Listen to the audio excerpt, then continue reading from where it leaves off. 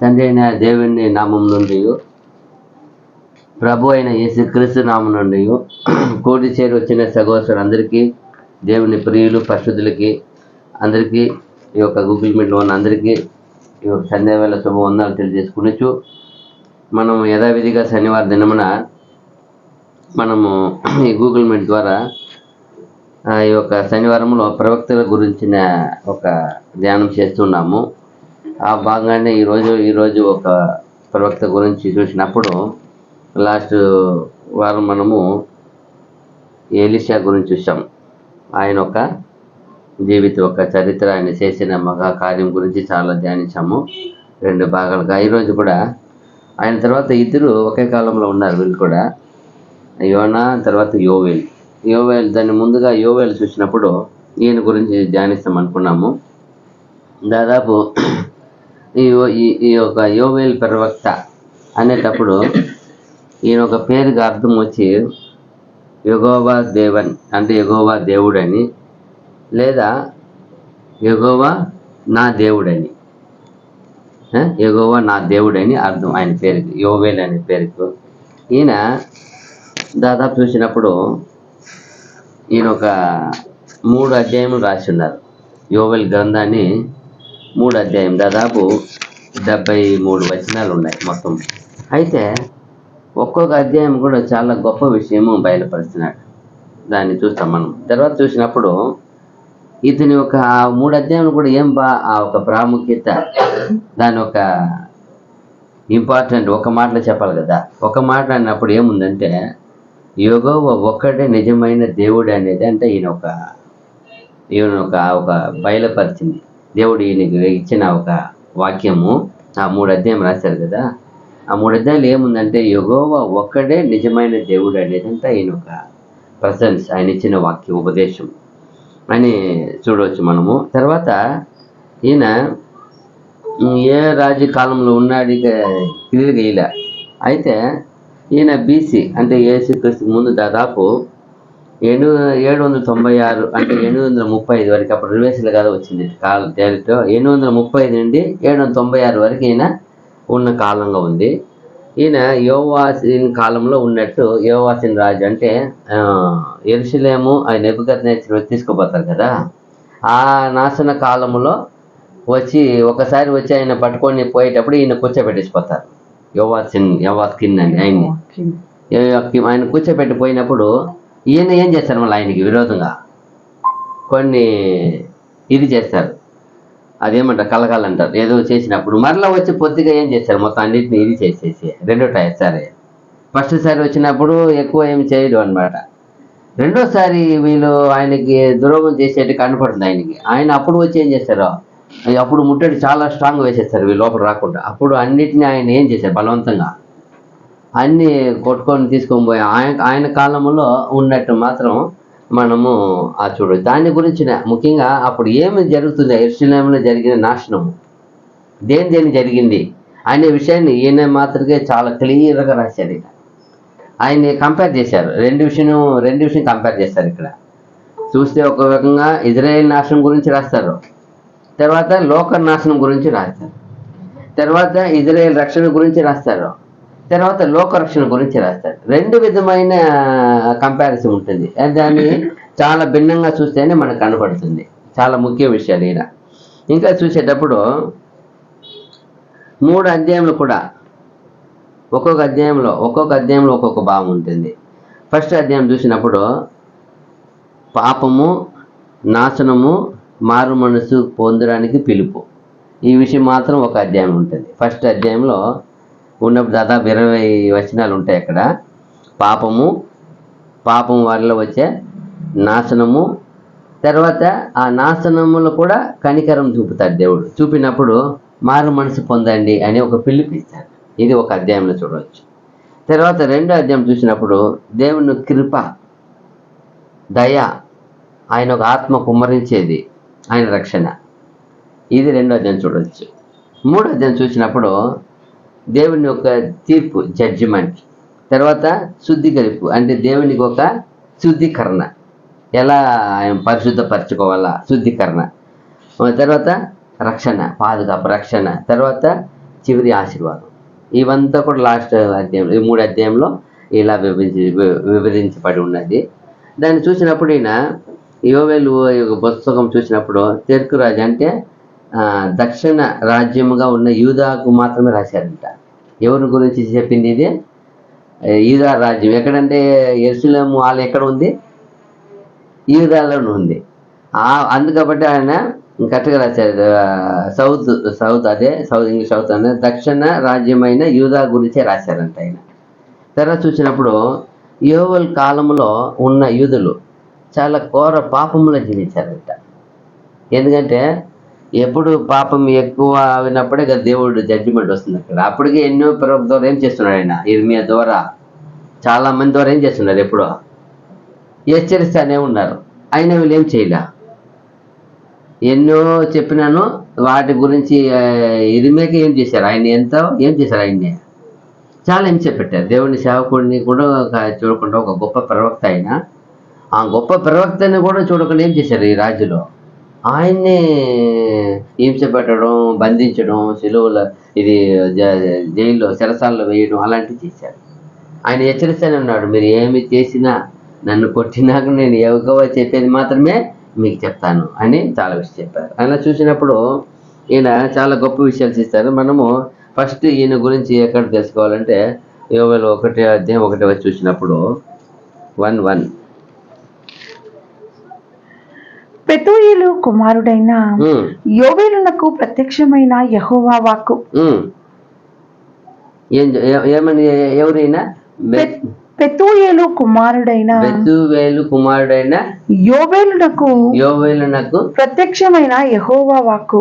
చూడండి, ఆయన ఒక తండ్రి పేరు రాసి పలానా కుమారుడు, ఈయనకి దేవుని వాక్ వచ్చింది. అయినా ఈయన ఎక్కడ ఉన్నారు, ఎక్కడ పుట్టారు, ఎక్కడ పెరిగారు అనే వివరంలో ఏమి ఇలా ఒకే మాట రాశారు.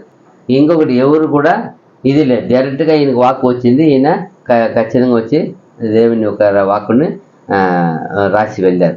ఏమని చెప్పారు ఆయనకి? పెద్దలారా ఆలకించుడి, దేశపు కాపురస్తులారా మీరందరూ చెవియొగ్గి వినుడి. ఆయన బస్తి ఎత్తడమే వార్నింగ్ ఇచ్చినట్టు ఉందండి. పిలిచే చూడండి, ఫస్ట్ దయచేసి పెద్దలారా, పెద్దలారా ఆలకించుడి, దేశపు కాపురస్తులారా. అందరికి, ఆ దేశంలో కాపురం ఉన్న అందరూ, ప్రతి ఒక్కరికి చెప్పే మాట ఇది. పెద్దలు అంటే ఇప్పుడు ఉంటాం, ఇప్పుడు మనం కూడా అంటాం కదా, పెద్దలు అంటే మన కాదులే అనుకున్నాం. ఈ యవనస్తులు మిగతా వాళ్ళు ఏమనుకోరు, వయసులో ఉండే వాళ్ళంతా మనకి లేదు, పెద్దవాళ్ళకి కదా అనుకుంటారు. అయితే ఈయనేం చెప్తున్నారు? పెద్దలారా, దేశపు కాపురస్తులారా మీరందరూ చెవియొగ్గి వినుడి. మీరందరూ ప్రతి ఒక్కరు చెవియొగ్గి వినండి. ఇలాంటి సంగతి మీ దినములలో గాని, మీ పితరుల దినములలో గాని జరిగినదా? ఇంకా ఏం చెప్తారంటే, ఇప్పుడు వరకు ఇలాంటి కార్యం ఏం చేయలేదంట. అంటే అది భయంకరమైన కార్యమని వార్నింగ్ ఇస్తున్నాడు ఆయన. ఎంత గొప్ప వార్నింగ్ చూడండి.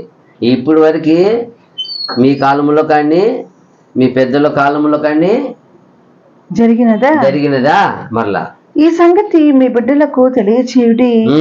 వారు తమ బిడ్డలకును, ఆ బిడ్డలు రాబోవు తరము వారికి తెలియజేయుదురు. ఏమంట? ఈ కార్యము ఎప్పటి వరకు ఏం చేయాలంట? ఒకరికి ఏం చేయాలంట? ఇది డిస్పాచ్, అందరికి వెళుతూ ఉండాలంట. ఈ రోజు ఎక్కడ వచ్చింది ఇదే? ఇప్పుడు మనకు వచ్చింది చూడండి.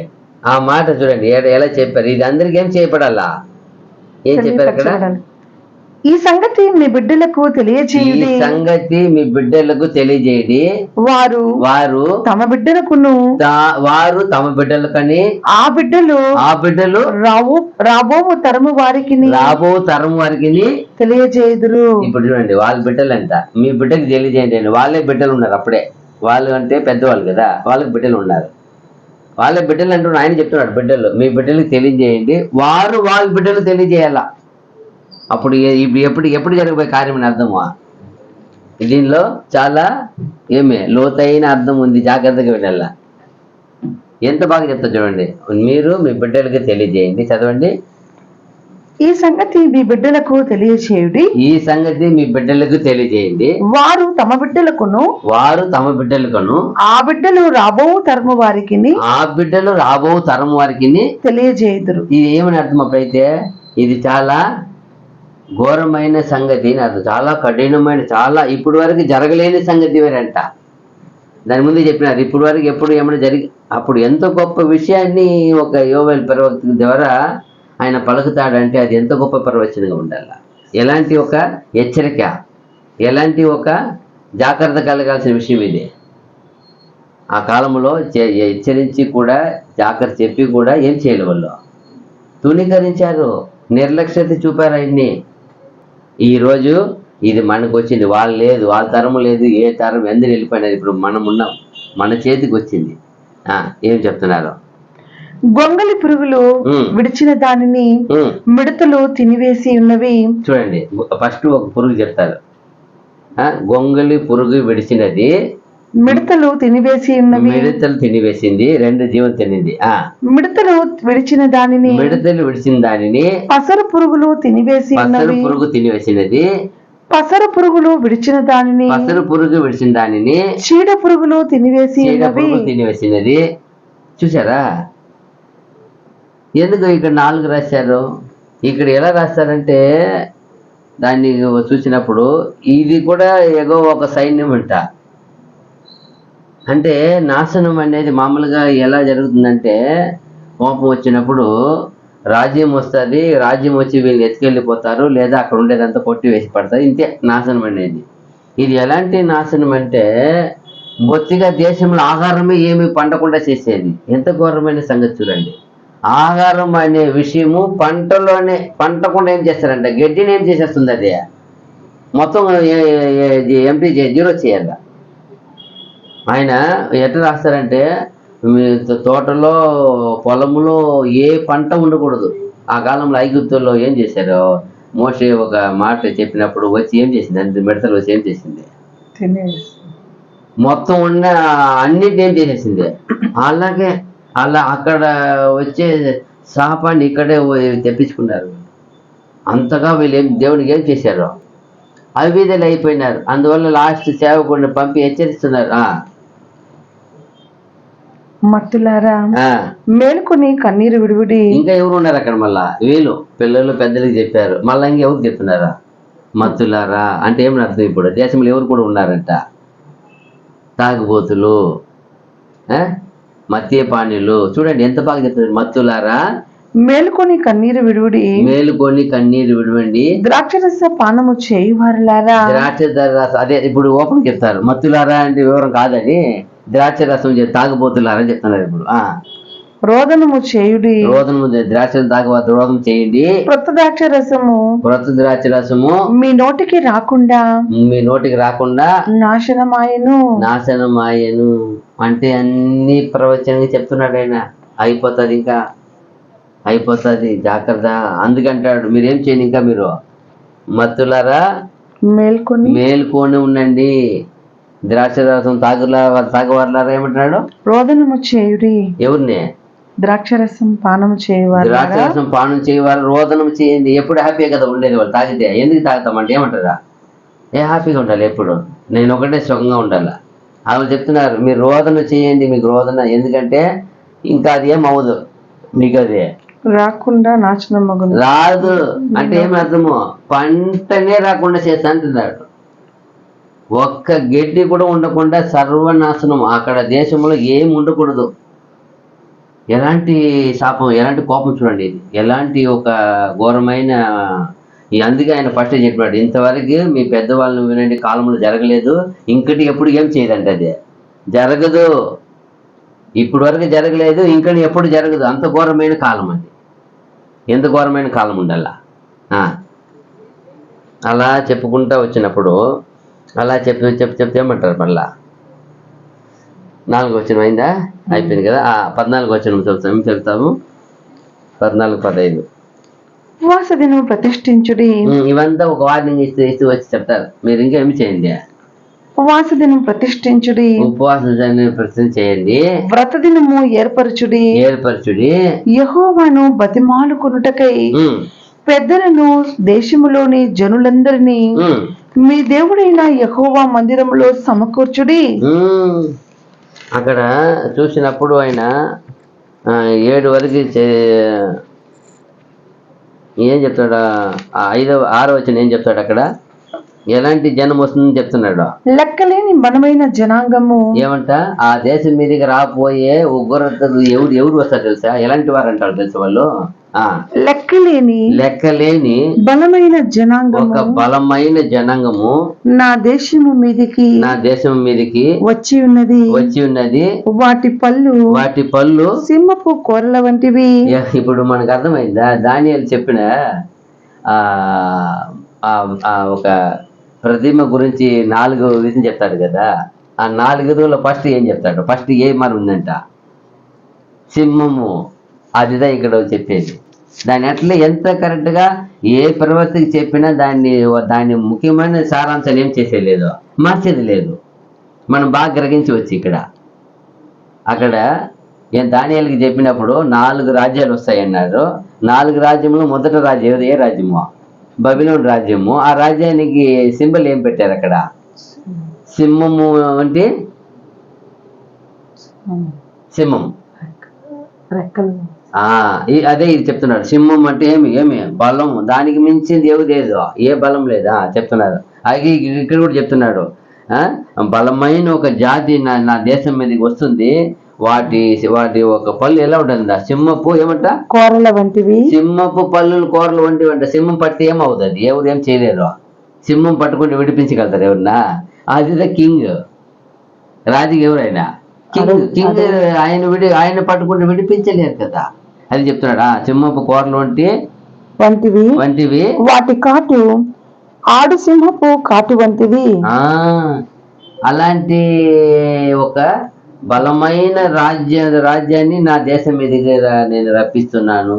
ముందుగానే హెచ్చరిస్తున్నాడు దేవుడు, చెప్పేసినట్టు. అక్కడ దానియేలుకి చెప్పిన అదే ఒక సింహము, ఫస్ట్ మృగం అంటే అదే ఇక్కడ ఎత్తి కంపేర్ చేసి అదే రాజ్యం వస్తుంది అని కన్ఫర్మ్ చేస్తున్నాడు.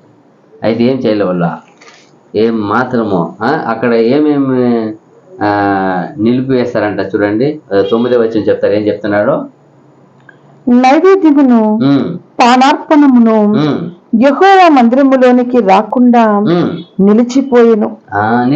ఇంకా ఏమే మీరు అనుకున్నారు. ఇప్పుడు వైభవంగా ఉన్నారు కదా, రోజు ఏమి అర్పణలు ఉంటాయి, బలిలు ఇస్తారు, చాలా ఉన్నారు. అయితే ఏం వస్తుంది తెలుసా? అక్కడ ఏం చేయబడి ఆలయములో ఆరాధన విషయము, ఆలయములో పాణ్య విషయములు అన్నీ ఏం చేయబడాలా? నిలిపోయి పడుతుంది అంటున్నాడు. అంటే అంత ఘోరమైన పరిస్థితి జరుగుతుంది అక్కడ. కింద వచనము చెప్తున్నాడు. ఇంకా ఎందుకు అలా జరుగుతుందంటే కింద చెప్తున్నాడు 10వ వచనములో, యెహోవా మందిరములోనికి రాకుండా నిలిచిపోయేను. యెహోవాకు పరిచర్య చేయు యాజకులు అంగలార్చుచున్నారు. ఏమి యెహోవా పరిచర్య చేసే ఒక సేవకుల పరిస్థితి ఏమి? అంగలార్చుచున్నారు. ఎందుకో అంత బాధ కలిగింది అక్కడ, కలగబోతుంది. పొలము పాడైపోయిను, భూమి అంగలార్చుచున్నది. పొలం పాడైపోయి చెప్పినారు కదా, అన్ని పురుగులు వచ్చి ఏం చేసేసేది? పొలం అంతా సర్వనాశనం చేసేసింది. మళ్ళా ధాన్యము నశించెను, క్రొత్త ద్రాక్షరసము లేకపోయెను, తైల వృక్షములు వాడిపోయెను. ఒక్కటి లేదంట. ఆహారం అనేటప్పుడు ఎన్ని విధాల ధాన్యాలు ఉన్నాయి, ఒక పంట, వరి కానీ, ఒడ్లు, గోధుమ అన్నీ రాసేసారు అక్కడ. ద్రాక్ష రసం కానీ, ఈ నూనె కానీ, పంట కానీ, ఇంకా కింద ఏం చెప్తారు మళ్ళా అన్ని రాస్తారు. గోధుమ అంతా కూడా భూమి మీద పైరు చెడిపోయెను, గోధుమ కర్రలను యవల కర్రలను చూచి సేద్యగానులారా సిగ్గునుందుడి, ద్రాక్ష తోట కాపరులారా రోదనము చేయుడి. ద్రాక్ష చెట్లు చెడిపోయెను, అంజూరపు చెట్లు వాడిపోయెను, దానిమ్మ చెట్లును, ఈత చెట్లును, జల్దరు చెట్లును, తోట చెట్లు అన్ని వాడిపోయినవి మట్టం కాదు. ఇంకేం చెప్తా కింద మనుషులు సంతోషం వెళ్ళిపోతుంది అంటున్నాడు. నరులకు సంతోషం ఏమీ లేకపోయేను. ఏమంట? నరులకు సంతోషం ఏమీ లేకపోయేను. ఏమండి? దానిమ్మ ఏమి, ద్రాక్ష ఏమి, అంజూరు ఏమి, గోధుమలు ఏమి, ఎవలేమి, పంటలు ఎవరిది ఒక్కటి వదలలేదు. ఏం ఒక్కటి మిగలదు, సర్వనాశనం. అందుకే చెప్పేసి ఫస్టే ఇప్పుడు వరకు జరగలేనిది, ఇంకను ఎప్పుడు జరగనిది కన్ఫర్మ్ చెప్పేశాడు ఆయన. ఎంత ఘోరమైన పరిస్థితి ఆ జనాంగం మీదకి వచ్చిందంటే, వాళ్ళు చేసిన తిరుగుబాటు, దేవుని వాక్యాన్ని మరించకుండా, దేవుడు ఇచ్చిన వాగ్దానాన్ని మరించకుండా, దేవుడిని ఇచ్చిన సేవకుడిని మరించకుండా, దేవుడు సేవకుడు చెప్పే వాక్యమును వినకుండా, ఎన్ని విధముగా చూడండి. ఆల్రెడీ అక్కడ బోధకులు ఉన్నారు, పరిచారకులు ఉన్నారు, సేవకులు ఉన్నారు, యాజకులు ఉన్నారు. ఎవరిని లెక్క పెట్టేది. అంత ఘోరంగా అయిపోయింది పరిస్థితి. అప్పుడు చెప్తున్నాడు ఆయన, మీకు 1, 2 కాదు, నూనె, ద్రాక్ష ఒక్కటి ఉండదు. ఒక్క పంట అంటే ఒకటి మిగలదు, ఒక్కటి పెట్టను. ఓన్లీ 1 కూడా లేదంట. కిచ్చిడి మనం రాశారు చూడు. ఏమని రాశారు అక్కడ? పేరిచి మరం. ఇంకేం రాశారు కింద? తైల వృక్షములు,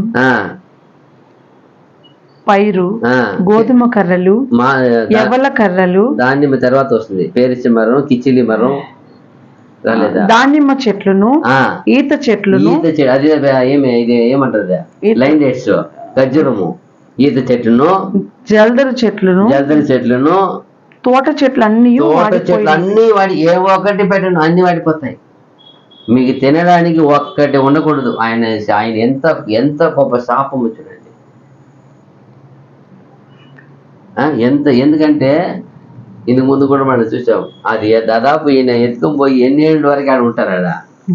70 సంవత్సరం.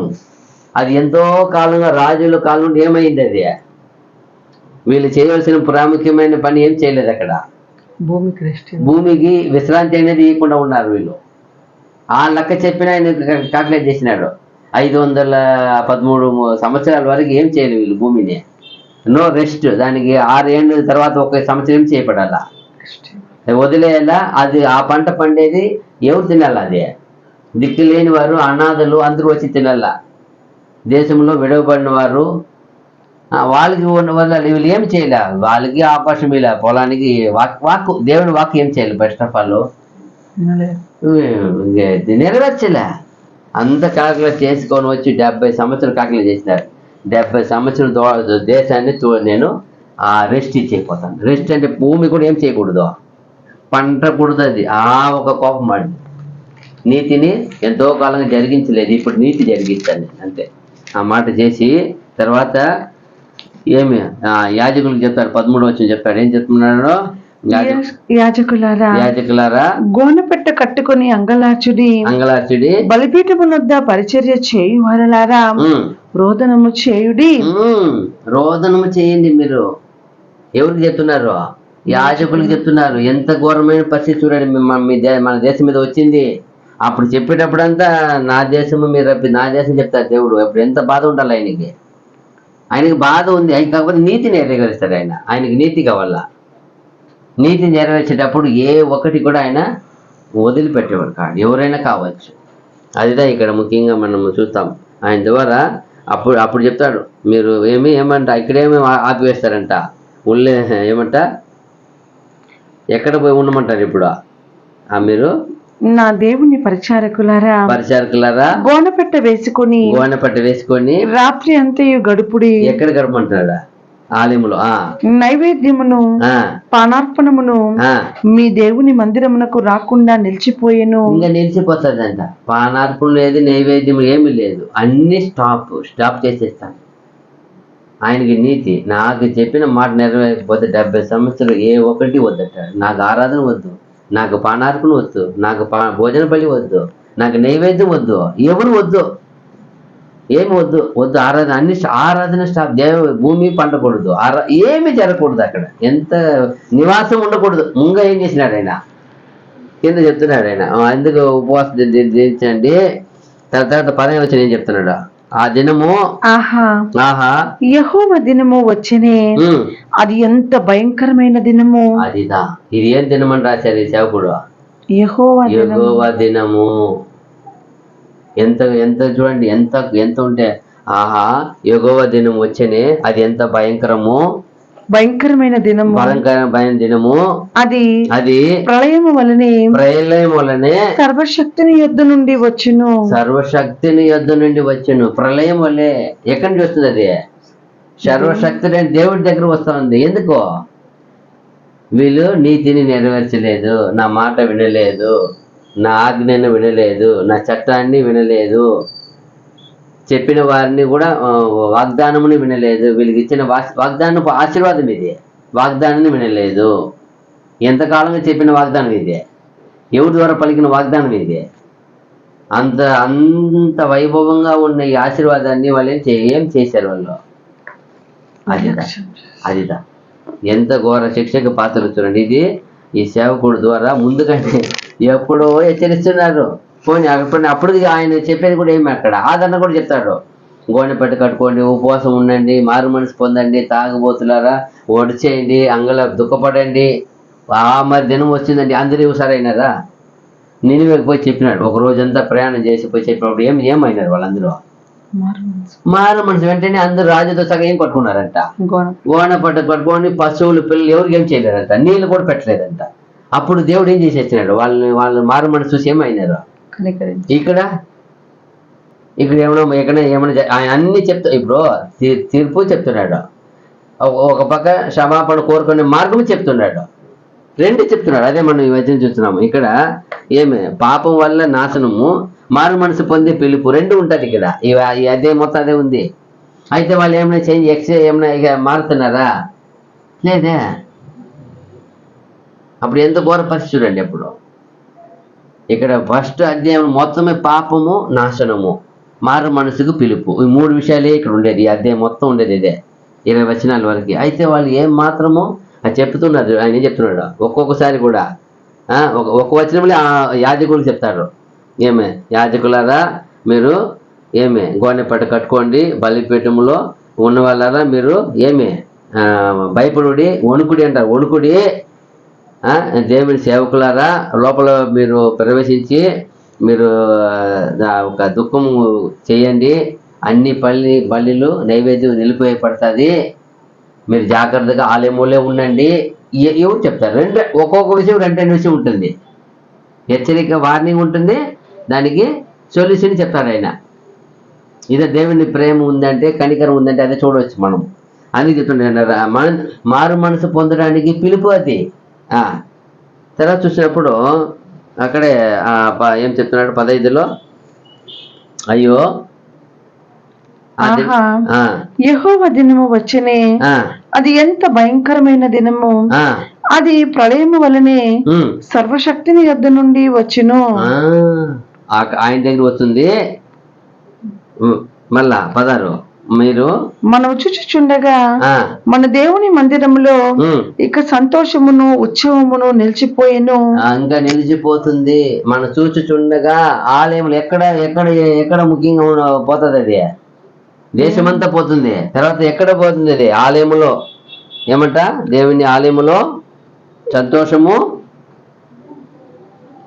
16 మనం చూచుచుండగా మన దేవుని మందిరములో ఇక సంతోషమును ఉత్సవమును నిలిచిపోయేను.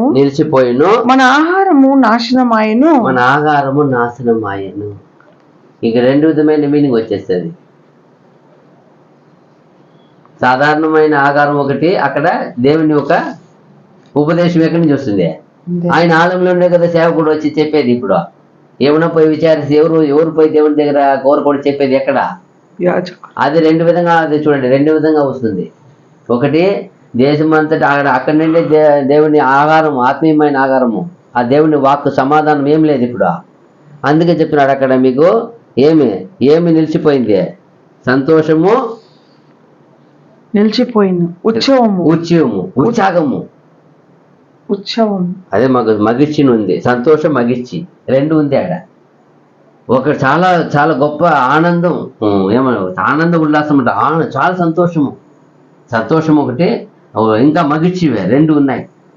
రెండు చాలా ఏది లేదు సంతోషపడే విషయం. ఎందుకంటే ఆహారం అక్కడ కంపేర్ చేస్తే ఆహారం ఏమైపోతుంది, పొత్తిగా నిలిచిపోతుంది. దేవుని నోట నుండి వచ్చే ఆ మాట కూడా రాదు వాళ్ళకి. ఇంకా దేవుని మాట కూడా ఏం లేదంట వాళ్ళకి, అది కూడా లేదు, చెప్పేవారు లేరు. ఇప్పుడు అన్ని స్టాప్ చేశారు. రెండు విధమైన ఆహారం, భూమి పండి ఆహారం చేసి దేవుడు ఇచ్చే ఆత్మీయమైన దేవుడి వాక్కు రెండు స్టాప్ చేసేసారు. మళ్ళీ కింద డీటెయిల్గా చెప్తారు ఇంకా 17.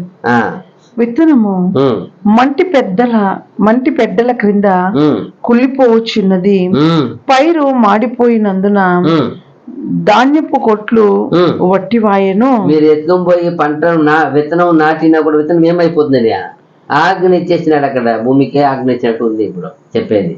మీరు ఎత్తుకొని పోయి ఎవరైనా విత్తనం నాటితే ఏమవుతుంది, మొలిసి ఏమవుతుంది పంట వాళ్ళు. ఇప్పుడు విత్తనం నాటితే కూడా ఏమవుతుంది అంటున్నారు, అది మగ్గిపోతుందంటే ఏమని మంటి పెద్దల క్రింద కుళ్ళిపోవచ్చున్నది, అది చెడిపోతుందంట. విత్తనం వేస్తే కూడా పండదు. ఎలాంటి కోపం ఉండాలి చూడండి. ఇప్పుడు శాపం ఇది, ఎలాంటి నీతి దండన చూడండి, నాకు దండన ఇది. మళ్ళీ ఇంకేమంట, వాళ్ళ పశువులు ఏమవుతుందంట కింద 18లో, మేత లేక పశువులు బహుగా మూల్గుచున్నవి. అక్కడ పంటశాలను వచ్చిందా 10లో కింద, కల్లపు కొట్లు నేల పడి ఉన్నవి. కల్లపు కొట్లు, అందుముందు కొట్లు అన్నింటికి ఏముంటుంది, ధాన్యాలు ఉంటాయి. ఇప్పుడు కల్లపు కొట్లు ఏమైపోయింది, అన్ని నేల పడి ఏమి లేకుండా నిర్మూలం అయిపోయింది. తర్వాత కింద మేత లేక పశువులు బహుగా మూల్గుచున్నవి, ఎట్లు మందలుగా కూడి ఆకలికి అల్లాడుచున్నవి. చూసారా, గొర్రె మందలు చెడిపోవచ్చున్నవి. చూడండి, వాళ్ళకి ముఖ్యమైనది గొర్రె. ఎప్పుడు ఏం వాళ్ళకి దేవునికి ఏం చేస్తుంటారు, బలి ఇస్తుంటారు గొర్రె పిల్లని. ఆయనకి ఆ గొర్రెలు కూడా కొన్ని నాశనం అయిపోయినాయట చెప్తూ రాయపడింది. ఎద్దులు అంతా ఏమి ఆ మందలు ఏమైపోయిందంట, మేత లేకుండా ఆకలికి అల్లాడుతున్నాయంట. అదే కింద ఇక్కడ ఆటు అది గొర్రెలు ఏమైపోయిందంట, నశించిపోయినాయి ఉంది మాకు. సేదమయ్యేట్టు అంటే ఏమి చనిపోయింది, చాలా మంది పడిపోయినాయి. ఎంత పరిస్థితి చూడండి. ఒక దేశం అంటే పంట అంటే ఆ జీవాలు, ఎంత గొప్ప ఆస్తి అది. అయితే ఆ పశువులు మంద ఏమంటారు, గొర్రెల మంద కూడా, దొడ్డి కూడా, కళ్ళము లోపల పెట్టే కొట్టులు కూడా ఏమీ లేవు. అన్ని దేశం మొత్తం తుడిచి వేసినట్టు. ఎందుకంటే ఇప్పుడు దేశం అంతా ఏం చేయబడదు అందరూ. మామూలుగా వస్తే దేశంలో వచ్చే రాజు వచ్చినట్టు ఏం చేస్తాడు తెలుసా, కొన్నింటిని బాగా ఉండేదని తెచ్చుకొని ఏం చేస్తాడు, ఏది వెళ్ళిపోతాడు. ఏది బాగుందో, బాగా అందంగా ఉందో అదంతా తీసుకెళ్ళిపోతారు. అయితే పరిస్థితి ఏమి ఇప్పుడు పరిస్థితి ఏమి, ఎంత ఘోరంగా చూడండి. అప్పుడు చెప్తున్నాడు, ఇంకా చెప్తున్నాడు కింద 19 చెప్తా. ఏం చెప్తున్నాడు, అగ్ని చేత అరణ్యములోని మేత స్థలములు కాలిపోయినవి. ఏమంట, ఎక్కడ పోయి తోడుకొని పోయి మేత పెడతారు కదా, అరణ్యం వెళ్తారు కదా, వెళ్ళాలి కదా, అడవికి వెళ్ళాలి కదా. ఆ అరణ్యం కూడా ఏమైపోయిందంటే ఇప్పుడు అగ్ని చేత ఆల్రెడీ చూడండి, అగ్ని చేత అవంతా కాలిపోతాయి. ఏముండవు, మేత తోడుకోకపోతే మేత ఉండాలి కదా. మేత మాట కాదు, నీళ్లు పోయి నది కూడా ఏమవుతుందంట, కింద రాసింది. ఏమని చెప్తున్నారు, అగ్ని చేత అరణ్యములోని మేత స్థలములు కాలిపోయినవి, మంట తోట చెట్లన్నిటినీ కాల్చివేసెను. యెహోవా నీకే నేను మొరపెట్టుచున్నాను. నదులు ఎండిపోవుటయు, అగ్ని చేత మేత స్థలములు కాలిపోవుటయు చూచి పశువులను నీకు మొరపెట్టుచున్నవి. పశువులే ఇప్పుడు నేరుగా ఎక్కడ చూసి మొరపెడుతుందంట, దేవునికే మొరపెడుతుంది. ఏమని, నదులు కూడా ఏమైపోయినాయి దేవుడా, నదులు ఎండిపోయినాయి, పంటలంతా కాలిపోయినాయి, ఆ అరణ్యం కాలిపోయినాయి. ఎలాంటి మట్టిలో వేసిన విత్తనం మొలకెత్తదు, అది నాశనం అయిపోయినాయి. ఎలాంటి చెడిపోయినాయంట మట్టిలో వేసిన విత్తనం. ఏమి దేవుడు ఆజ్ఞ ఇస్తే మట్టి కాదు, అన్ని ఆయనకి భయపడుతుంది, వణుకుతుంది, పని చేయవు అవి. ఆయన ఎంత గొప్ప ప్రవచనాన్ని ఈ యోవేల్ గారు రాశారంటే ఎవరు రాయలే ఇప్పటివరకు. ఆయనకి ఇచ్చిన ఆ గొప్ప ప్రవచనాలు, ఆ గొప్ప జరగపోయి ఎప్పటికీ ఏం చేయాలి అందరికీ చెప్పండి చెప్తున్నారు ఏంటి. మీరందరికీ మీ పిల్లలకి వాళ్ళ పిల్లలకి వాళ్ళు అందరికీ ఇది చెప్పాలా. ఇప్పుడు లోక అంత్యం ఉన్న మనకేమి ఇది అలాగే ఏమవుతుంది ఒకరోజు మనకి. అందుకే చెప్పమన్నారు ఈరోజు మనకి. అందుకే మనతో మాట్లాడుతున్నారు దేవుడు. ఇది లోకం అంత్యంలో అలాగే వాళ్ళు బిజీలో ఉంటారు. యేసుప్రభు చెప్పారు కదా, నోవా కాలంలో ఒకరిను వాళ్ళు అన్ని రెడీ చేస్తూ ఉంటే పిల్లలు ఇచ్చుకోవచ్చు, పెళ్లి చేసుకోవచ్చు, పుచ్చుకోవచ్చు, ఇల్లు కట్టుచు, తినచ్చు, తాగొచ్చు, కూర్చో హ్యాపీగా ఉన్నారంట. సడన్ గా ఒక రోజు ఏమైపోయింది వాన జల ఒకే అంతే దేవుడి మాట. అలాగే ఈ భూమిలో ఉన్న ప్రతి కార్యము యథావిధిగా జరిగినట్టే ఉంటుంది. మనకి దేవుడు అందుకే హెచ్చరికిస్తున్నాడు, జాగ్రత్త సుమి, ఇది అలాగే జరుగుతుంది, ఇలాగ అన్ని పోయి. అలాగే యెరూషలేముకి అలాగే వార్నింగ్ ఇచ్చారు ఆ రోజు. చూడప్పా మీరు ఇంతకాలం ఇలా చేస్తున్నారు, ఇంకా అప్పుడు అన్ని ఒక్కొక్క ఇది కూడా చెప్తానే ఉన్నారు.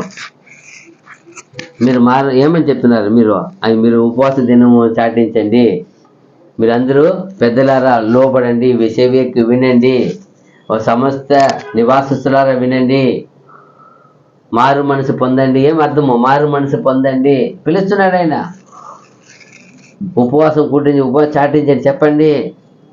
మళ్ళీ కింద ఏం చెప్తున్నారు 2వ వచనంలో, సీయోను కొండ మీద బాకా ఊదుడి, నా పరిశుద్ధ పర్వతం మీద హెచ్చరిక నాదము చేయుడి, యెహోవా దినము వచ్చిచున్నదనియు అది సమీపమాయననియు దేశ నివాసులందరూ వణుకుదురుగాక.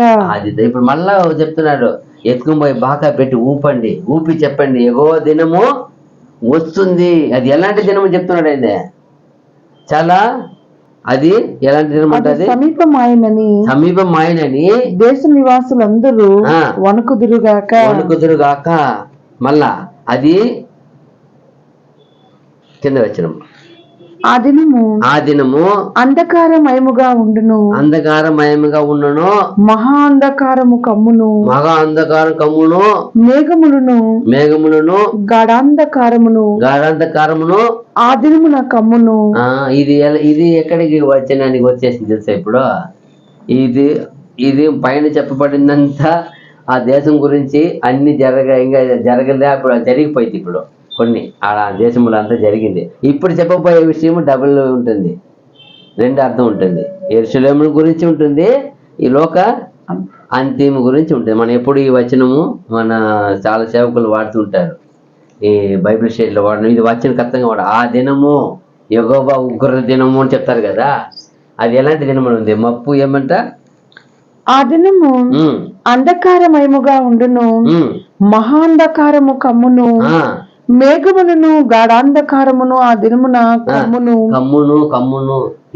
ఇది 2 విధమైన అర్థం ఇస్తుంది. ఈ వచ్చిన ఈ అధ్యాయం చూసినప్పుడు 2వ అధ్యాయంలో దేవుని దయ చూపిస్తుంది, తర్వాత ఆయన రక్షణ గురించి చూపిస్తుంది, తర్వాత ఆయన ఆత్మ కూడా కుమ్మరించి 3 విషయాలు ఉన్నాయి చూస్తాం.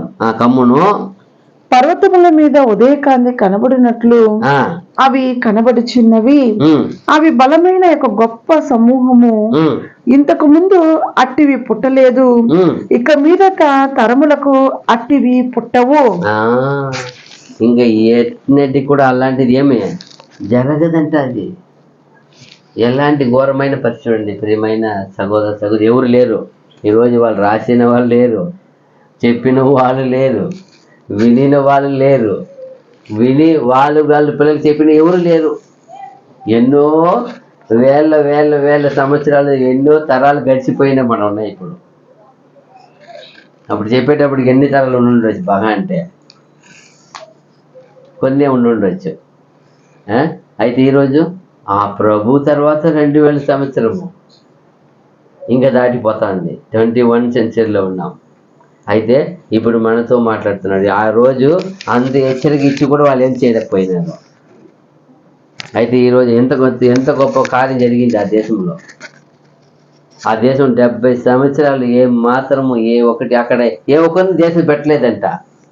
దేశంలో ఉండే ప్రతి ఒక్కరిని ఏం చేసేసినారు, తీసుకొని వెళ్ళిపోయినారు ఆయన. అక్కడ ఎవరు అల్పులు, చాలా పూర్ బీదలు కొందరు పెట్టేసి చూసుకోమని చెప్పి దేశం ఆ పంటను చూసుకోమని చెప్పి వెళ్ళిపోయినారు. అది పండదు, అది ఎవరు తెలుసు కదా, ఆ దేవుడిని శాపం అది. అందుకంటారు అక్కడ ప్రవచన ఏం చెప్పాడు అంత కొనుగోలు చెప్పారా, ఆయన ఎక్కడ ఉండని అడగండి. వీళ్ళ గౌరవము, ఎవరు వీళ్ళ గౌరవం, ఆయనకి మర్యాద చెల్లించలే ఇర్మియాకి. ఎవరు గౌరవం చెల్లించినారు? ఆయన చెప్తున్నాడు, అక్కడ ఒక ప్రవక్త ఉన్నాడు, ఆయన ఏం చెప్తారో ఆయన మాట ప్రకారం ఆయన చేయండి. ఆయన మీరు ఎక్కడ ఉంటాను సరే, ఆయన ఇష్టం. రమ్మంటే ఆయన అక్కడ అంత బంధంగా చూసుకుంటాం, ఎక్కడ ఉంటే ఆయన ఇష్టం. ఆయనకి ఏం చేయమని తెలుసు, మళ్ళా ఆహారం పెట్టి సిద్ధపరిచేసి వెళ్తున్నారు. వీళ్ళు ఉండేటప్పుడు వాళ్ళకి ఆయనకి ఏం చేయలే, ఆహారం పెట్టకుండా ఆయన నీళ్ళు లేకుండా ఎత్తి లోపల బంధించి ఒక నీళ్ళు లేని బావిలు పడేస్తారు కింద ఆయన. అప్పుడు ఎంత దేవుని కోపం వచ్చిండారు, నా సేవకుడు నా వాక్కును మీకు ఎత్తి చెప్పిన వ్యక్తి, నా ఒక మంచి సత్యమును ఉపదేశమును నీతిని ప్రకటించే వ్యక్తి అయినా ఆయనకి అంత కఠినమైన శిక్ష పెట్టారా? చూడు, ఈయన వచ్చి ఇప్పుడు ఆయన నా సేవకుడు అంటారు. నా సేవకుడు అంటారు ఎవరిని? నెబుకద్నెజరుని. ఆయన కొంతకాలం వినకపోతే ఆయన కూడా చేసేసారు. ఎవరిని అంతే. ఏ రాజ్యం అయినా సరే మాట వినడం మట్టుకే ఆయన ఇష్టం. నీతిని జరిగించడమే ఇష్టము. మాట విని నీతి జరిగించకపోతే ఆయనకి చాలా 6 ఏళ్ళ నీతి జరిగించేస్తాడు, తీర్పు చేస్తాడు. ఇంకా అది చూస్తున్నాము. అది ఆ జనం ఎలాంటి వాళ్ళంట, వాళ్ళు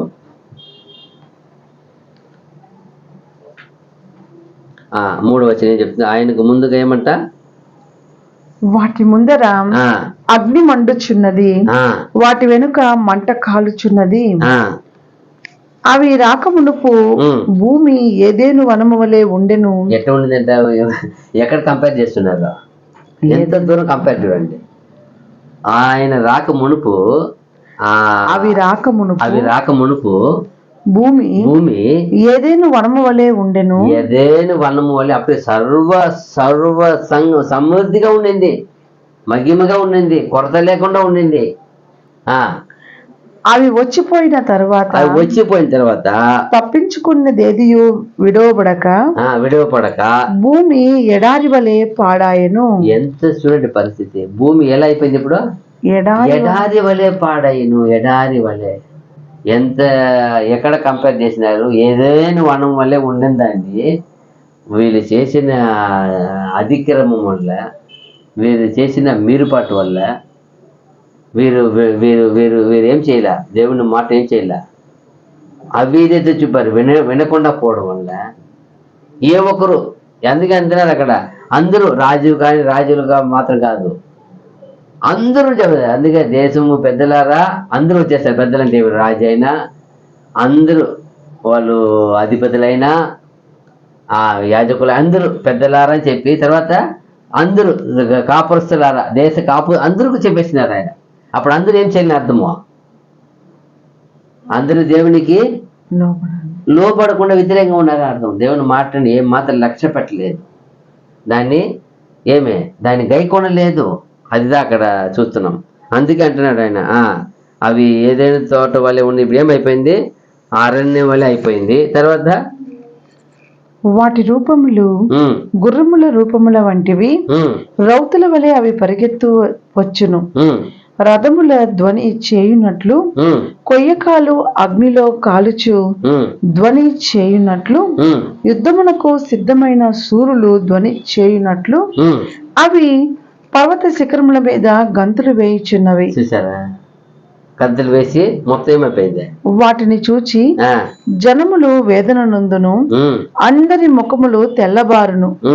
బలాఢ్యులు పరిగెత్తునట్లు అవి పరిగెత్తుచున్నవి, శూరులు ప్రాకారములను ఎక్కునట్లు అవి గోడలు దాటుచున్నవి. ఏం అర్థమైంది, ఏం చెప్తున్నారు ఇక్కడ దేశం నుండి సమస్తం ఏం చేసేస్తాడు ఆయన, ఏం చేయపోతాడు ఆయన, ఎత్తుకెళ్ళిపోతారు మొత్తము. అందుకే దాటుచున్నవి, యుద్ధములు పరిగెత్తున్నవి అంటే ఏం అర్థం, అందులో పరిగెత్తే అంట. ఆడ దేశంలో ఉన్న ప్రతి ఒక్కటి రథములు వెళ్ళినట్టు ఏం చేసిందంట, అవి అంతా పరిగెత్తుంది. జనములు శబ్దం వల్లే శిఖరాలు ఏం చేసింది, ఎగురుతుంది. ఎన్ని చెప్తా చూడు మళ్ళా కింద. అవి ఆదా కంటిన్యూ చేయటే అది ఎక్కడ వదిలినా అక్కడి నుంచి చదవండి. ఒకదాని మీద ఒకటి త్రొక్కులాడక అవన్నీ చక్కగా పోవుచున్నవి, ఆయుధముల మీద పడినను త్రోవ విడువవు, పట్టణములో నకముఖాల పరుగెత్తుచున్నవి, గోడల మీద ఎక్కి ఇండ్లలోనికి చొరబడుచున్నవి, దొంగలు వచ్చినట్లు కిటికీలలో గుండా జొరబడుచున్నవి, వాటి భయము చేత భూమి కంపించుచున్నది. ఎంత చూడండి, ఎంత పరిస్థితి చూడండి. అదే ఆయన ఉగ్రత, ఆయన అన్ని ఒకటే చెప్పలేము, అది అన్ని నానా విధమైన అర్థం ఉంది అక్కడ. ఆ వచ్చినప్పుడు ఎవ్రీథింగ్ ఏం చేయబడాల, దేశంలో ఉన్న మొత్తం వైభవం అన్ని వెళ్ళిపోవాలా, ఒక్కటి ఉండకూడదు అక్కడ. అదే చదివేది అదే, అది గుర్రం వల్లే. మళ్ళీ ఏం చెప్తున్నాడు, 8 ఏం చెప్తున్నాడు, మళ్ళా క్లియర్గా చెప్తాను చూడు అక్కడ 10. వాటి భయము చేత భూమి కంపించుచున్నది, ఆకాశము తత్తరిల్లుచున్నది, సూర్య చంద్రులకు తేజోహీనత కలుగుచున్నది, నక్షత్రములకు కాంతి తప్పుచున్నది. ఇది ఎక్కడికి ఉంది కంపేర్ చేసింది? అంతముకి ఇగో ఎందుకు చేశారు ఇక్కడ, అదిదా ఇక్కడ పక్కన చూడాలా.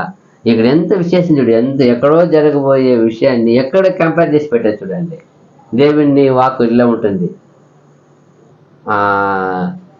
ఒక దేశము గురించి మాట్లాడినట్టు ఉంటుంది, ఒక రాజ్యం గురించి మాట్లాడినట్టు ఉంటుంది, కానీ దానిలో ఏముంటుంది విషయం, లోకైన విషయం చెప్తే పరలోక విషయాన్ని కంపేర్ చేసి ఉంటాయి చాలా విషయాలు. ఇలా ఇప్పుడు ఇది అక్కడ చేసిన విషయము ఇప్పుడు ఎక్కడ రాశారు, యుగ సమాప్తికి ఏం చేసే విషయం ఇదే.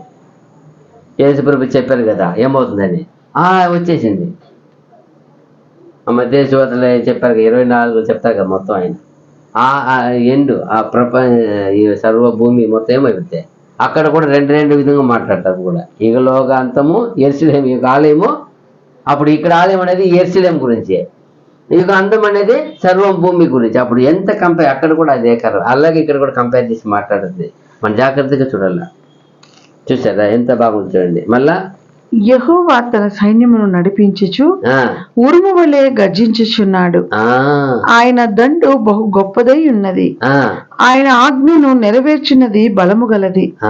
యెహోవా దినము బహు భయంకరము, దానికి తాళగలవాడెవడు? అది ఆయన దినానికి తట్టుకొని తాళగల నిలుచుకునేవాడు ఎవడప్ప? దానికి ఎదిరించేవాడు ఎవడు? దానికి తప్పించుకునేవాడు ఎవడు? అదే చెప్తుంది, దానికి ఎవరు నిలబడలేరు, నథింగ్. ఏమంట అప్పుడు స్కాలర్ ఒక వేద పండితులు రాశారు, లక్షల మంది పడిపోయినారు సవాలుగా. ఏమైపోయిందంటే దేశంలో అంత ఘోరమైన పరిస్థితి. ఆయన బంచి ఏమైనా ఎత్తుకున్నాడు, మిగతా వాళ్ళు ఏం చేసేసారు, అందరినీ కటప్ చేసేసారంట. ఎంత తండ్రన మొత్తం కాల్చి వేశారంట.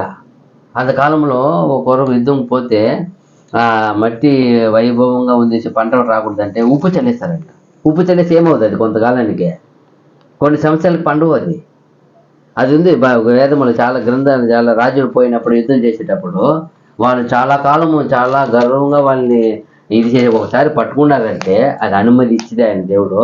ఉప్పు చల్లేస్తారట ఆ పొలం అంతా కూడా. ఏమవుదు మళ్ళీ ఉప్పు చల్లేస్తే పొలము, ఏది పండుగ కదా.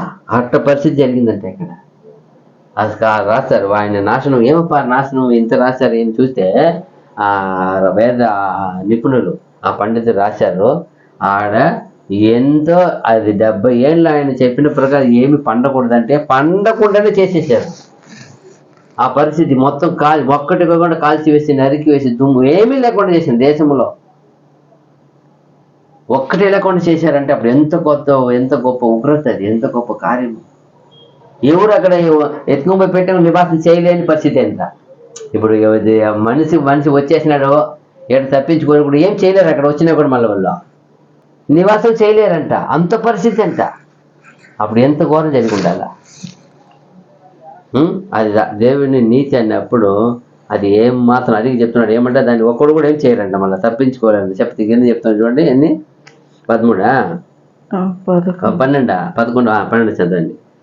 ఎప్పుడైనా మీరు ఉపవాసం ఉండి ఆ, కన్నీరు విడ్చుచు ఆ, దుఃఖించుచు ఉమ్. మనఃపూర్వకముగా తిరిగి నా యొద్దకు రండి. ఇప్పుడైనా మళ్ళీ చెప్తున్నాడు, ఇప్పుడైనా అన్ని చెప్పేసి కూడా ఇన్ని చేయబోతాను, ఈ ఈ ఊరు భూమి దేశం ఏం మాత్రం ఉండదు, దానిలో సారము పంట ఏం జరగవు, అయితే ఇప్పుడైనా ఏం చెప్తున్నాడు, ఇప్పుడైనా మీరేం చేయమంటున్నారా, ఉపవాసం ఉండి కన్నీరు విడ్చుచు దుఃఖించుచు ఉమ్, మనఃపూర్వకముగా తిరిగి నా యొద్దకు రండి. ఉమ్. ఇదే యెహోవా వాక్కు. అది కూడా ఏం చెప్తారు తెలుసు, కింద ఒక ఒక అవకాశం అంట, ఒకవేళ మీ దేవుడైన యెహోవా కరుణా వాత్సల్యములు గల వాడును శాంతమూర్తియు అత్యంత కృపగల వాడునై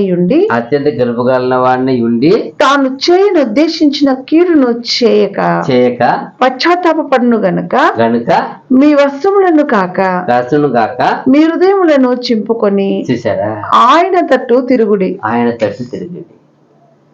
ఒకవేళ అది చెప్తున్నాడు, ఒకవేళ యెహోవా మీ కొరకు కనికరిస్తాడు, ఒకవేళ ఆయన మనసు త్రిప్పుకొని పశ్చాత్తాపపడి మీ దేవుడైన యెహోవాకు తగిన నైవేద్యమును పానార్పణమును మీకు దీవెనగా అనుగ్రహించును. ఒకవేళ అనుగ్రహింపడని ఎవడు చెప్పగలడు? ఎవడు చెప్తాడు? ఒకవేళ అయితే ఇది నీతి జరగాల్సిందే, అయితేనే ఒకవేళ ఆయనే చెప్పినా కూడా ఏం చేయలే, వాళ్ళు ఎవరు ఏం చేయలే, ఎవరేం చేయలే. ఎన్నో వచనాలు వాక్య ఆధారాలు ఎత్తి మీరు సైలెంట్ గా ఆయనకు లొంగి వెళ్ళిపోండి అంటారంట. మీరు ఏం చేయవద్దండి, ఇది యెహోవా ఇచ్చిన జడ్జిమెంట్, ఇది తీర్పు, ఇది ఆయన ఇచ్చేసినాడు దేశం మీద, కాబట్టి మీరు ఏం చేయవద్దండి, ఆయనతో పాటు వెళ్ళిపోండి, సైలెంట్గా వెళ్ళిపోండి, ఇంత నాశనం జరిగి ఉండదంట. కానీ వీళ్ళెంత తిరగబడి ఆయన్ని ఏం చేశారంట, వాళ్ళని రెచ్చగొట్టారంట, ఎక్కువ పట్టుకోలేని అంతగా వీళ్ళు విసిగించారట, వాళ్ళని ఏదో చేశారట.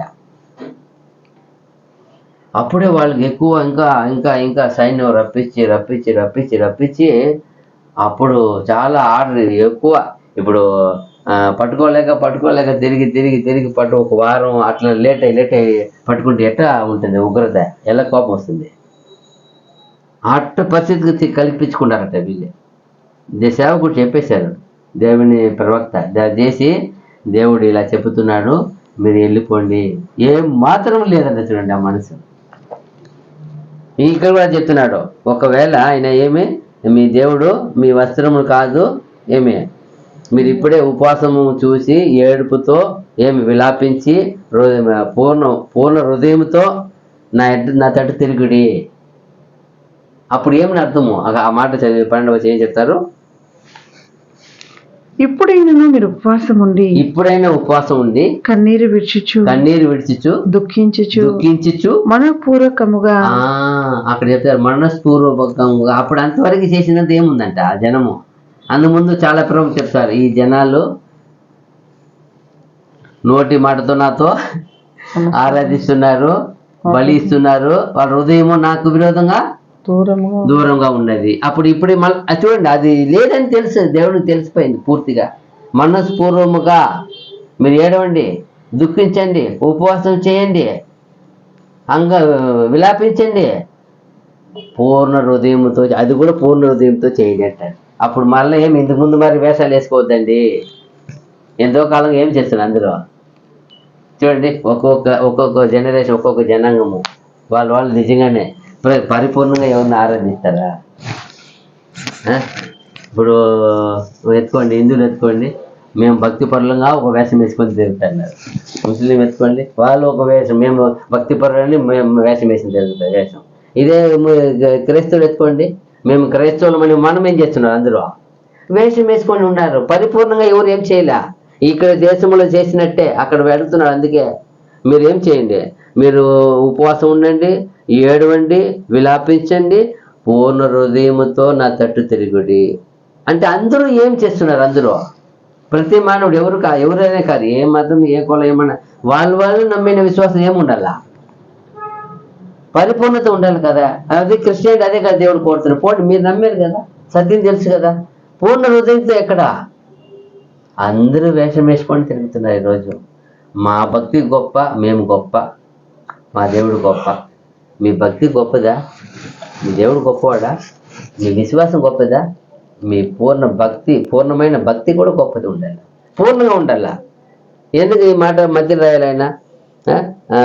ఆ కాలంలో ఒక పరిస్థితి అంట, ఏమైనా దుఃఖం వచ్చేస్తే ఏమైనా జరిగిపోతే వస్త్రం చింపుకునేదంట. ఇది ఎవరు చూసారు? అందరూ ఏం చేశారు? అయ్యో ఆ మనిషి అలా జరిగిపోయింది, అయ్యో ఇలా చేసేసాడు అనుకునేదంట. అయితే అందుకే అంటున్నాడు, ఇది ఒక యాక్షన్ అయిపోయిందంట అక్కడ. దీన్ని చూస్తే వస్త్రం చింపుకునేది. అక్కడ ఎలిసే దగ్గర కూడా నయమాన్ వస్తాడు కదా, ఎలిసే కాలంలో ఉన్న రాజు దగ్గర వస్తాడు. నయమాన్ వచ్చినప్పుడు ఏం చేస్తాడు? రాజు లోపల రాజు దగ్గర తెచ్చి లెప్పేస్తాడు. రాజుకి ఏమొస్తుంది? అయ్యో నేనేం దేవుడా? ఆయనకు విశ్వాసం. ఇక్కడ ఎవరు ఉన్నారు? మన దేవుడు ఎలాంటి వాడు? అంత గొప్ప దేవుడు అని ఆయనకి విశ్వాసాల. ఫస్ట్ ఆయన ఉండి ఎక్కడ పంపించి ఉండాలా? ఎలిసే దగ్గర పంపించుండాలి. ఎలిసేకి దేవుని మాకు వెళ్ళిపోయింది అప్పటికే. చూడు నయమడు చాలా నిలబడుతున్నాడు, నా బిడ్డ ఒక బిడ్డ విశ్వాసంతో పంపింది, చిన్న బిడ్డ పంపింది, ఈ రాజుకి విశ్వాసం లేదు, నువ్వు పంపించు. ఆయనకు వాక్కు వచ్చి ఆయన పంపిస్తాడు. నువ్వు ఎందుకు బట్టలు చింపుకుంటున్నావు, నువ్వెందుకు బాధపడుతున్నావు, ఆయన ఇక్కడ పంపించు అంటున్నాడు. అప్పుడు ఏమి అర్థమో? రాజుకు ఒక నిజమైన విశ్వాసం భక్తి ఉంటే నా సేవ మా దేశంలో, ఈ దేశానికి ఎవరైనా గుర్రము రథము రౌతురం వంటి వెగితే అక్కడ పో, ఆయన ఏం చెప్తా చెయ్యంటే ఎంత గొప్ప విశ్వాసం ఉండేది ఆయనకి. లేదు అయితే అందువల్ల అక్కడ బట్టలు చెప్పుకునేది ఒక అలవాటు అది. అలాగే ఇక్కడ కూడా ఏం చెప్తున్నారు? వీళ్ళు బట్టలు చెప్పుకునేది అంటే అది చెప్తున్నాడు. మీరు బట్టలు కాదు, ఏం చెప్పుకోండి? హృదయమును మార్చుకోండి అర్థం. హృదయమును మార్చి చిచ్చుకోండి, దుఃఖపడండి అది చెప్తున్నారు. మీరేం చెయ్యి? మీ వస్త్రం కాదు, మీరు హృదయం ఏం చేయండి? చింపుకోండి, నా తట్టు తిరిగిడి, మారు మనసు పొందండి అంటారు ఆయన. ఇంతవరకు ఏమైనా చేయండి అన్న, అప్పుడు కూడా అడుగుతున్నాడు, ఛాన్స్ ఇస్తున్నాడు. ఇప్పుడు వరకు ఏమైనా చేశారు, అన్ని మర్చిపోతాను, వదిలేస్తాను, పూర్ణ హృదయంతో తిరగండి అంటాడు. ఉపవాసం చెయ్యి, ఏడువో, నువ్వు దుఃఖపడు, కానీ పూర్ణ హృదయంతో నా తట్టు తిరుగు. అది ఇప్పుడు కూడా మనకు అడిగేది అదే. ఇప్పుడైనా ఇంతవరకు మీరు ఎలాగైనా జీవించండి. అందుకే యేసుప్రభు ఎక్కడ పోయి ఎవరు పట్టి ఎవరు చేసినప్పుడు ఒక మాట అంటారు. ఆడ మనకు అది ఉపమాన రీతిగా రాశారు కదా, ఆయన ఒక వృద్ధాశ్రీ కనుక పెడతారు. అది ఒరిజినల్ లేకపోయినా ఆయన సిచ్యువేషన్ చూడండి. ఆయన ఎవరు పాపం లేదో మీరు రాయి వేయండి అంటాడు. ఎవరు లేరు. అప్పుడు ఆమె తిరిగి చూసినప్పుడు ఎవరు లేని ఎక్కడ ఏమైనా అంటే అందరూ వెళ్ళిపోయినారంట. ఇప్పుడు ఈయన ఏ పాపం లేని రాయి వేయచ్చు కదా, ఈయన చెప్తారు నేను కూడా రాయి వేయను, నేను శక్తి, నువ్వు వెళ్ళిపో అన్నాడు. వెళ్ళిపో అని ఒక మాట చేద్దాం ప్రభు, ఇంకో ఏం చేయవద్దు. ఈ వార్నింగ్ ఇస్తారు. అప్పుడు చూడండి, వారిని ఇంకనూ పాపం చేయవద్దు. అది అప్పుడు మన దగ్గర వచ్చింది, మన దగ్గర వాక్కు వచ్చింది, దేవుడి సత్యం వచ్చింది. ఎందరో భక్తులు ఎదురు చూశారు, భక్తి పరిపూర్ణంగా లేదు, మన దగ్గర ఎదురు చూస్తున్నారు. మీరైనా నిజమైన ఉపవాసం, నిజమైన భక్తి, నిజమైన ఏడుపు, నిజమైన విశ్వాసం కలిగి ఉండండి. నిజమైన విశ్వాసం కలిగి ఉండండి, నిజమైన మారు మనసు కలిగి ఉండండి. నిజమే. అది ఎందుకు ఇన్ని చెప్పాలా? ఏమి ఉపవాసంతో ఏమేమి ఉంది, ఏమి ఇచ్చినాడు అక్కడ? 12:12 ఇప్పుడైనా మీరు ఉపవాసం ఉండి కన్నీరు విడిచుచు దుఃఖించుచు మనఃపూర్వకముగా. అప్పుడు ఏమి? ఇప్పుడు ఇంకనైనా ఏమంటే ఇప్పుడైనా అన్నాడు. ఎప్పుడు చెప్పినారన్నా? ఇప్పుడైనా. ఎందుకు ఇప్పుడైనా? అందువల్ల ఎప్పటి వరకు మీరు ఏం లేదు, ఇప్పటి వరకు మీరు లేదు. ఇప్పుడైనా అంటే టుడే. ఇప్పుడైనా మీరేం చేయండి? ఉపవాసం ఉండి కన్నీరు విడిచుచు దుఃఖించుచు మనఃపూర్వకముగా. అది కూడా చెప్తున్నాడు. ఇప్పుడైనా చెప్పి మళ్ళా ఇవంతా 3 చెప్పి మనస్పూర్వకంగా చేయండి. తిరిగి నా ఎద్దుకు రండి మనస్పూర్వకంగా. ఈరోజు అందరి భక్తి ఎలా ఉందంటే, నేను భక్తుడిగా ఒక వేషం వేసుకొని తిరుగుతున్నారు, కనపరుచుకుంటున్నారు, మనిషి కనపడాలని.